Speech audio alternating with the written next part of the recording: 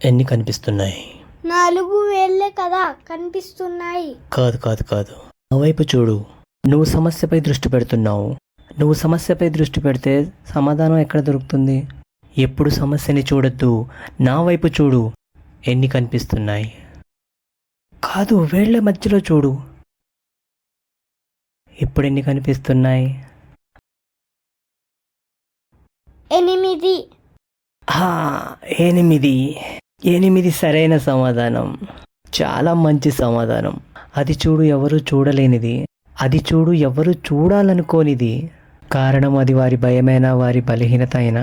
ప్రతిరోజు ప్రపంచాన్ని చూడు ఒక కొత్త కోణంతో.